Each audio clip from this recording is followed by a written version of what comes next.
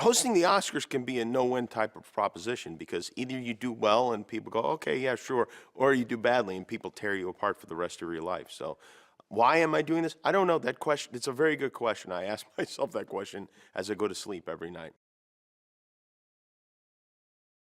I don't think of this as my first time hosting the Oscars. I think of this as my last time hosting the Oscars. And of course, I want to do well.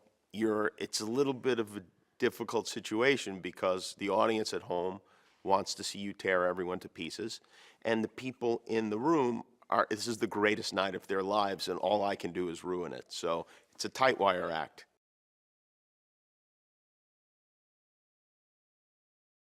Everyone focuses on the length of the show, and if the shows go too long, and I don't know exactly what the proper length is. I know that they plan to go long, which means technically they're not going long, but I think you want the show to move at a brisk pace. I think you want a host who's commenting on things as they happen, and maybe a pizza comes to your door.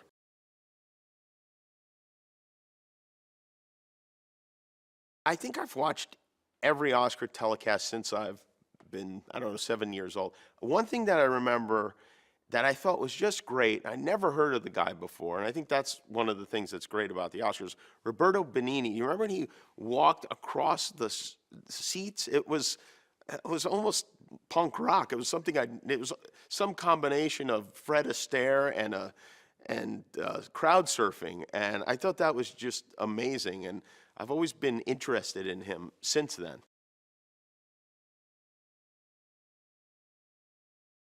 For me, I love comedy and I love comedians, and over the years, some of the great hosts, Steve Martin, Billy Crystal, David Letterman.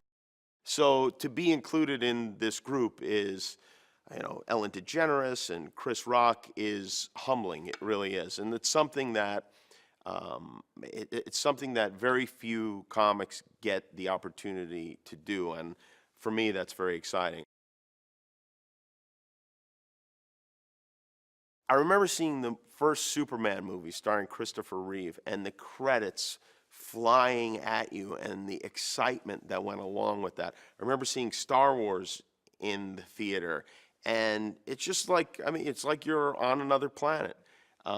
It was so unbelievable. I remember my Uncle Frank took me and my cousin Ann to see Star Wars.